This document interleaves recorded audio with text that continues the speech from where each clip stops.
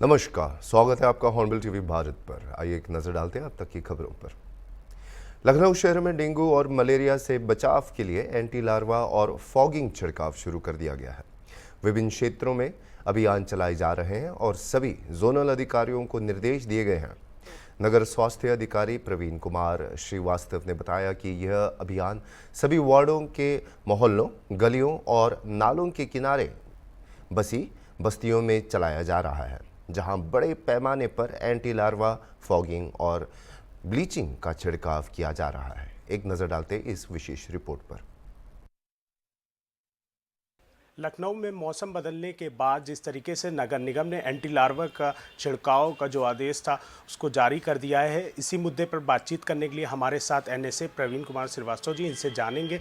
Sir, जिस तरीके से लखनऊ में मौसम का बदलाव हुआ उसके बाद जो डेंगू मलेरिया जैसी बीमारियां हैं वो ज़्यादा होने लगी हैं, लोग बीमार होने लगे, इसको लेकर नगर निगम ने सभी जगह फॉगिंग, एंटी लार्वा का छिड़काव शुरू कर दिया है। अभी तक कितना छिड़काव हो रहा है, क्या सभी जोनों में छिड़काव हो रहा है कि नहीं? जैसा कि हम लोग सब जानते हैं कि इस बार गर्मी जल्दी शुरू हो गई थी, तो इसी क्रम में हम लोग ने सीएमओ साहब के साथ फरवरी में ही एक बैठक की थी टेम्परेचर को देखते हुए, और निर्णय लिया गया था कि 1 मार्च से एंटी लार्वा और फॉगिंग की एक्टिविटी स्टार्ट कर दी जाए। उसके बाद जब ये देखा गया कि पहले निर्देश थे कि आवश्यकता अनुसार अपने वार्ड्स में, जोनों में एंटी लार्वा और फॉगिंग कराई जाए, लेकिन फिर नगर आयुक्त सर के साथ विचार विमर्श हुआ लगभग 7-8 मार्च के आसपास, और देखा गया कि मच्छरों की संख्या काफ़ी बढ़ रही है। तो अभी पिछले 2 दिनों से ये निर्देश दे दिए गए हैं कि हर वार्ड में, हर जोन में अपनी फुल कैपेसिटी के साथ एंटी लार्वा और फॉगिंग सुबह और शाम शुरू कर दी जाए, और जिससे कि मच्छरों की संख्या पर नियंत्रण किया जा सके। हालांकि अभी डेंगू या मलेरिया के केसेस नहीं निकल रहे हैं, लेकिन प्रिकॉशनरी तौर पे क्योंकि मच्छरों की संख्या काफ़ी अधिक हो गई है, तो इसको देखते हुए ये एक्टिविटी स्टार्ट कर दी गई है। सर, आप लोगों को काफ़ी दिक्कतों का सामना करना पड़ता है, क्योंकि पुराने शहर लखनऊ के पुरानी जो गलियां हैं वहाँ पर बड़ी गाड़ियाँ जाने में दिक्कत होती है।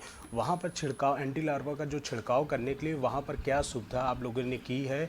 क्योंकि ऐसी गलियाँ जहाँ पर छिड़काव नहीं हो पाता था, तो अब उसको लेकर क्या कोई नगर निगम की तरफ से निर्णय लिया गया, कोई रोड मैप तैयार किया गया कि वहाँ तक कैसे जो पुरानी बस्तियाँ हैं वहाँ पर कैसे छिड़काव करेंगे?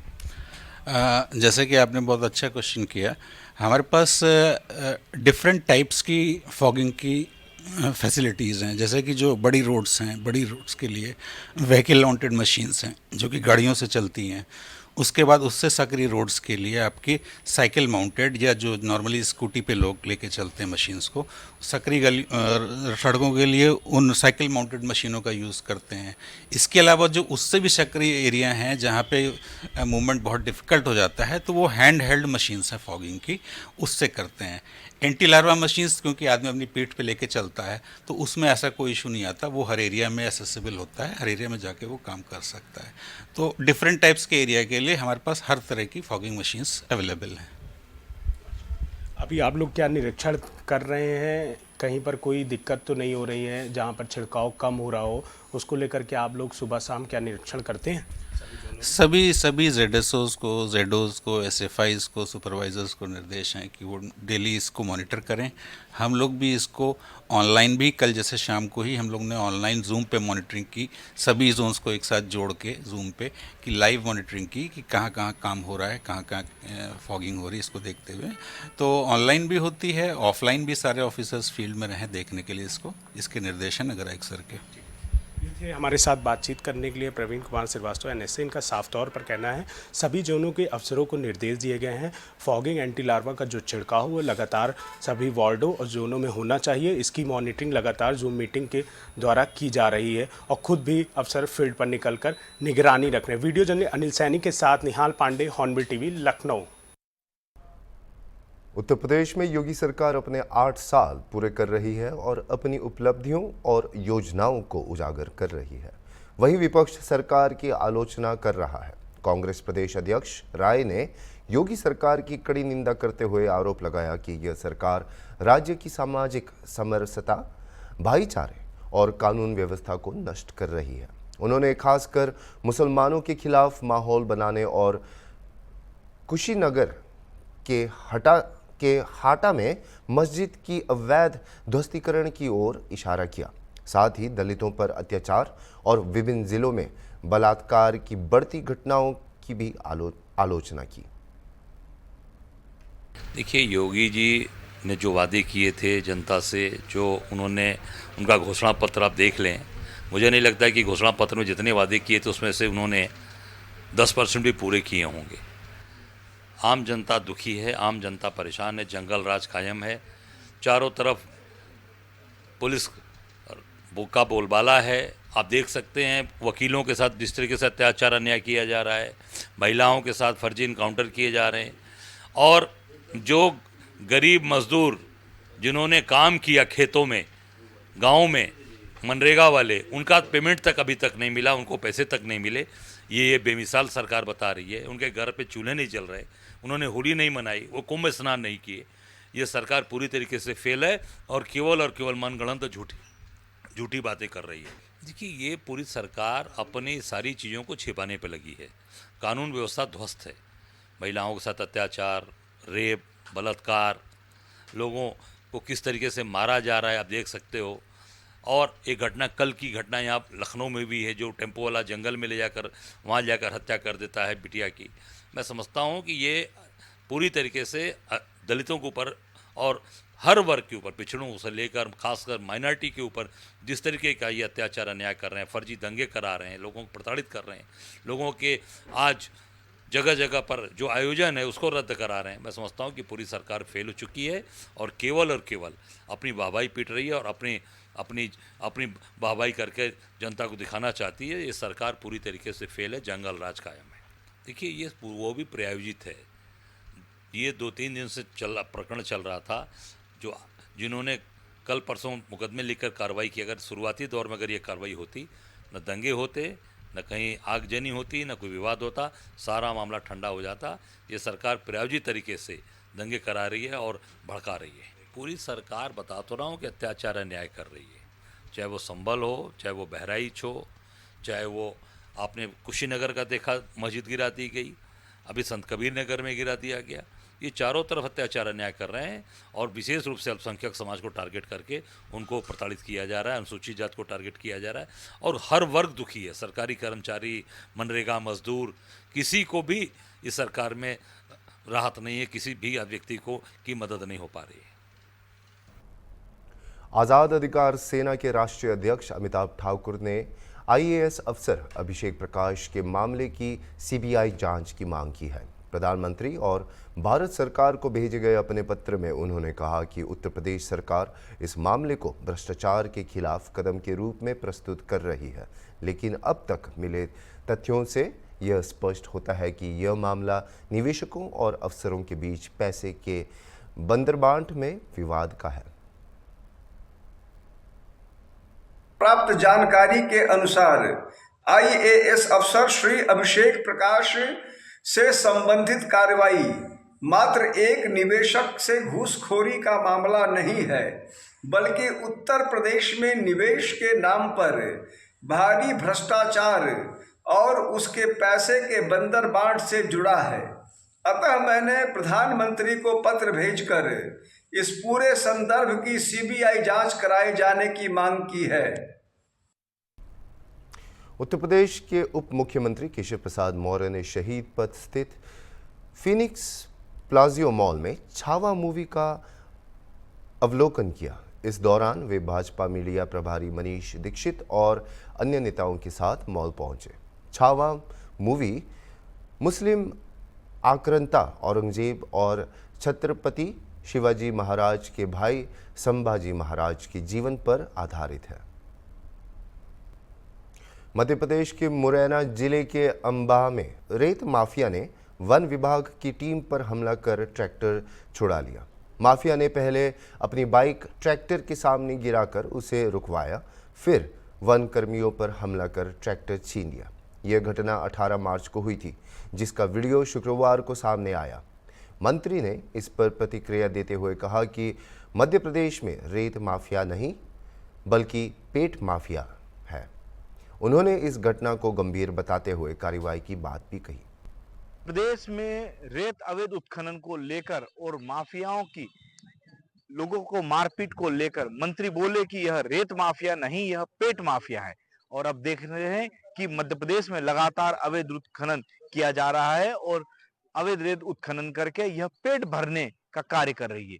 भाजपा की सरकार है, मोहन सरकार है, और भाजपा के ही मंत्री ने यह कहा कि यह रेत माफिया नहीं, पेट माफिया है। क्या कहेंगे इसको लेकर? देखिए, मुझे नहीं पता वो क्यों भावुक हुए हैं, लेकिन मैं समझता हूँ कि पुलिस की जातियाँ प्रदेश में बड़ी है। जो अच्छे काम कर रहे हैं पुलिस अधिकारी कर्मचारी, उनको फील्ड में रहना चाहिए। और जो पुलिस के अपनी दबंगई दिखाते हैं और आम जनता हो, अपने विधायक और विधायक के परिवारों को प्रताड़ित कर रहे हैं, तो इस पर कांग्रेस पार्टी ने एक मांग करी। माननीय अध्यक्ष और सरकार ने तत्काल उसको निलंबित किया। मैं समझता हूं कि ये एक जनप्रतिनिधि के सम्मान में एक सफल प्रयास है। वो चाहे सत्ता पक्ष के हो, चाहे पक्ष के विधायक हो, वो जनता की आवाज़ उठाते हैं। तो स्वाभाविक है, आवाज़ उठाएंगे, 10 बार उठाएंगे, लेकिन अगर पुलिस अधिकारी अगर इस प्रकार झूठे मुकदमे लगाता तो तत्काल कार्रवाई होना चाहिए। उस पर आज सरकार ने निलंबित का आदेश दिया है, आश्वासन दिया मंत्री जी ने। तो मैं इस बात मानता हूँ कि ठीक है, ये अच्छी पहल है। कपड़े उतारना, धमकी तक देना कि मैं कुर्ता उतार लूंगा सदन के अंदर, काफी प्रताड़ित हो चुके हैं। देखिए, कोई भी अगर व्यक्ति अगर मानसिक रूप से प्रताड़ित होता है, आर्थिक रूप से प्रताड़ित होता है, अभी आपने देखा महूगंज में घटना घटी, अगर 1 महीने पहले अगर उस पर हो जाता तो शायद ये इस प्रकार की घटना नहीं होती। तो मैं समझता हूँ कि कहीं ना कहीं पुलिस के निचले स्तर पर जो अधिकारी ज्यादती कर रहे हैं, उस पर सरकार की लगाम होना चाहिए। अब मध्य प्रदेश में इस तरह के जो बात सामने आई है और भाजपा के ही मंत्री ने भाजपा की सरकार होने के बावजूद यह बात कही है। कांग्रेस तो खैर आरोप लगाती है, लेकिन आज यह बड़ी बात सामने आई कि भाजपा के ही मंत्री ने भाजपा की सरकार पर इस तरह का आरोप लगाया।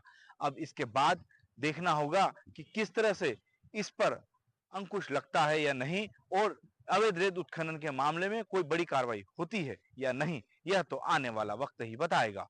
हॉर्नबिल टीवी के लिए अमरीश शर्मा, स्टेट हेड, भोपाल। मध्य प्रदेश में जल जीवन मिशन पर विपक्ष के हंगामे के बाद मंत्री संपतिया उइके ने कहा कि बड़ी गड़बड़ी और घोटाले के कारण ठेकेदारों पर लगातार कार्रवाई की जा रही है। उन्होंने बताया कि 2027 तक जल जीवन मिशन के सभी काम पूरे कर लिए जाएंगे और सिंगल विलेज स्कीम के 2990 योजनाएं दिसंबर 2025 तक पूरी की जाएंगी। मंत्री ने यह भी कहा कि 12 ठेकेदारों को खराब गुणवत्ता के काम के लिए ब्लैकलिस्ट किया गया है। कैसे माननीय यशस्वी प्रधानमंत्री जी ने, माननीय मुख्यमंत्री जी ने डैम बना रहे हैं और डैम से कनेक्ट करके हम लोग हर घर नल से जल पानी देने का हम लोगों ने बीड़ा उठाया है। मैं विश्वास दिलाती हूँ कि 2027 तक 100% काम हो जाएंगे। और आज सड़कों के रेस्टोरेशन जिस तरीके से नल तो लग गए हैं लेकिन जल नहीं आ रहा है। ऐसा नहीं है, ऐसा नहीं है।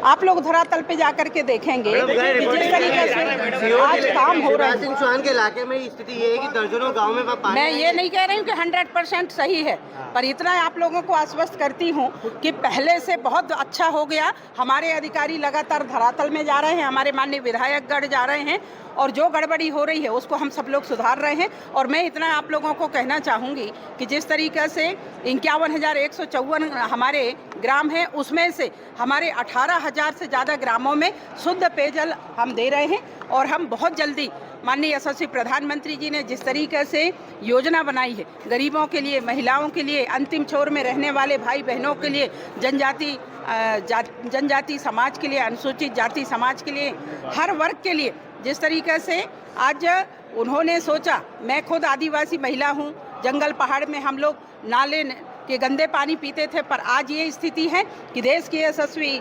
प्रधानमंत्री जी की इच्छा शक्ति आज हर घर जल के लिए घोषित किए हैं। तो निश्चित ही वो थोड़ा बड़ा योजना है, तो थोड़ा टाइम तो लगेगा। और उसको लेकर के जिस तरीके से हमारे सिंगल विलेज स्कीम में आज 29,990 हमारी योजना चल रहे हैं। मैं आप लोगों को विश्वास दिलाती हूँ कि दिसंबर 25 तक 100% हमारे काम होंगे और जो जल जीवन मिशन के काम हैं वो हमारे 2027 तक लगातार हमारे यशस्वी प्रधानमंत्री जी के नेतृत्व में, हमारे यशस्वी मुख्यमंत्री जी के नेतृत्व में हम सब लोग आप लोगों के सहयोग से पूर्ण करेंगे। ये मैं आप लोगों को विश्वास दिलाती हूं। जल्दबाजी में घोषित कर दी थी मैडम, जल्दबाजी में घोषित कर दी, टंकी सूखे है, नल सूखा है, ये पूर्ण जल जो यदि ऐसा किए हैं आप लोग बताएं, उसकी जांच करा के और जो भी दोषी है उसके ऊपर हम कार्रवाई करेंगे। ये मैं आप लोगों को बताती हूं। अभी तक हम लोगों ने ऐसे 10 से 12 हमारे जो ठेकेदार हैं उनको ब्लैक लिस्टेड किए हैं, पैसे उनसे वसूली किए हैं और जो ऐसे काम हैं उनको हम लोग नीचे स्तर पर जाकर के और उसकी हम लोग जांच करा रहे हैं। और जब हम लोगों ने जो आप सब लोगों के सहयोग से हमने ये तय किया है कि जो भी ठेकेदार है जब तक थर्ड पार्टी एजेंसी से उसका मूल्यांकन नहीं होगा तब तक उनको हम पेमेंट नहीं मैम, आप करेंगे। ये मान भी लें कि जल स्तर गिरा है, लेकिन उसको जल स्तर को बढ़ावा देने की क्वेश्चन है यार। प्रधानमंत्री नरेंद्र मोदी का सपना जल जीवन मिशन, हर घर को जल देना, यह एक योजना जो कि पूरे प्रदेश में और देश में चल रही है। लेकिन सबसे बड़ी बात आज मध्य प्रदेश की विधानसभा सत्र में निकलकर सामने यह आई कि लगातार जल जीवन मिशन में, क्योंकि पीएचई मंत्री ने खुद ने माना है कि कहीं ना कहीं गड़बड़ी हुई है और लोगों तक जल नहीं पहुंच पा रहा है। हालांकि अब 12 लोगों को यानी कि ठेकेदारों को ब्लैक लिस्टेड किया है जो कि जल जीवन मिशन के तहत गांव में जाकर पानी देने का कार्य कर रहे थे। अब देखना होगा कि किस तरह से जो कार्रवाई हुई है और आगामी भी इसी तरह की कार्रवाई जल जीवन मिशन के तहत होगी, क्योंकि उनका साफ तौर पर कहना है कि 2027 तक हमारी कोशिश है कि हर घर को जल देने की कोशिश चल रही है और यह कोशिश पूरी होगी। और यहां तक कि मंत्री ने यह तक कह दिया कि अगर मीडिया हमें बताएगी तो हम उन दोषियों पर सख्त से सख्त कार्रवाई करेंगे, क्योंकि जल जीवन मिशन डबल इंजन की सरकार और प्रधानमंत्री नरेंद्र मोदी से लेकर मोहन सरकार का भी सपना है। हर घर को जल देना उनके लिए पहली प्राथमिकता है। संपत्ति उइके पीएचई मंत्री ने आज यह बात विधानसभा के इस सत्र के दौरान कही। हॉर्नबिल टीवी के लिए भोपाल से स्टेट हेड अमरीश शर्मा। दिल्ली उच्च न्यायालय के न्यायाधीश न्यायमूर्ति यशवंत वर्मा के घर में लगी आग से उनके बंगले में भारी मात्रा में नकदी छिपाकर रखी हुई थी, इसका खुलासा हुआ है। इसके बाद सुप्रीम कोर्ट कॉलेजियम की सिफारिश पर उन्हें स्थानांतरित कर दिया गया है। रिपोर्ट्स के अनुसार जब न्यायमूर्ति वर्मा दिल्ली में नहीं थे तब उनके आधिकारिक निवास पर आग लग गई। फायर डिपार्टमेंट को सूचित किया गया और आग पर काबू पा लिया गया, लेकिन इस आग ने बंगले के विभिन्न कमरों में भारी मात्रा में नकदी का खुलासा किया। शुक्रवार को कांग्रेस सांसद जयराम रमेश ने इस मामले को संसद में उठाया। This morning we have read about a shocking case of huge amounts of cash unearthed at the residence of a judge of the Delhi High Court. Earlier, 50 members of parliament have submitted a notice to you regarding certain remarks that were made by a judge of the Allahabad High Court. You yourself have repeatedly called into question the urgency for judicial accountability. You have in fact directed the leader of the house on this issue. Sir, I request that you please make some observations on this and give necessary directions to the government to come up with a proposal for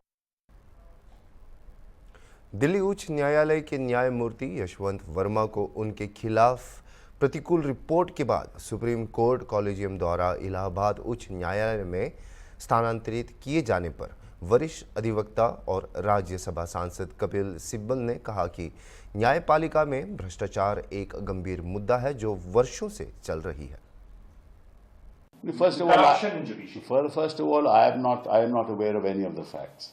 If the Supreme Court Collegium is seized of the matter, the Supreme Court Collegium will take action on it if they wish to take action. I mean, I'm not aware of any of this. I have also read it in the newspaper. So I don't want to comment in any way one way or the other. But certainly the issue of corruption within the judiciary is a very serious issue, and this is not something that has been articulated by senior counsel and lawyers in this country. for the first time. It's been going on for years, and public statements have been made. So I think that it's time for the Supreme Court to start looking at issues of how the appointment process should take place, that it should be more transparent, appointments should be more carefully done. There's another judge of the Allahabad High Court, as you know, against whom the collegium called him for an explanation, and he chose not to respond to their direction that he should apologize. This is what I've heard. I mean, I'm not myself privy to any of this. And thereafter, the Supreme Court collegium has kept quiet. Now, that also sends a wrong signal, if these facts are correct. If these facts are not correct, then of course my statement is also inaccurate. But it sends a wrong signal. That means that a judge can say what he wants to say, and conduct himself in whatever manner he wants to conduct himself, and the collegium will remain silent and not take any proactive action. That also sends a wrong signal to the public at large, because corruption is a serious issue, not just within the judiciary, but in society. At large, corruption is a serious issue amongst public functionaries. And corruption has, despite whatever our dear Prime Minister has said, has increased. And आपको याद होगा कि जब ये लोकपाल की agitation हुई थी, तो मतलब कि सभी राजनीतिक दल कांग्रेस पे आरोप लगाते थे, और फिर ये लोकपाल की लेजिस्लेशन लाए भी, और आज तक कुछ हुआ। मतलब कि सरकार गिरा दी गई, और उसके बाद इन्होंने कुछ नहीं किया। ना केजरीवाल जी ने कुछ किया, ना प्रधानमंत्री जी ने कुछ किया। एक लोकपाल को बैठा दिया, और वो तो आप देख ही रहे हो क्या करते हैं। तो ऑब्वियसली ये मामले बड़े सीरियस मामले हैं, और सिस्टम्स जब तक इन प्लेस नहीं होंगे तब तक Well, it's a very serious matter, because judges are expected to be in a, expect a lot of people's trust is there in the functioning of the judiciary. And if this kind of cash is discovered in the residence of a judge, either this is a matter which is almost a week old now, so probably there is no explanation forthcoming from the judge. And if there is no explanation forthcoming, then this has to be taken very seriously. And in my view, transferring is not a solution. Because transferring, if he starts, if he's doing this kind of a thing, and if he goes and does it in his parent high court, that really is not a solution. So he should be asked to, first there should be a small in-house inquiry, and if in the inquiry there is no proper justification, which is very unlikely for him to have any justification to have this kind of cash at his residence, then he should be asked to resign, and if he doesn't resign, then he should be asked to not hold court till the impeachment process is started. So I think it's a very serious matter, and it really shakes the credibility of the institution, which is the judiciary. And everybody relies upon the judiciary as the last arbiter of their disputes. And if they feel that even judges are, not above board, then it's very damaging for the institution. अभी के लिए इतना ही, और खबरों के लिए आप देखते रहिए हॉर्नबिल टीवी।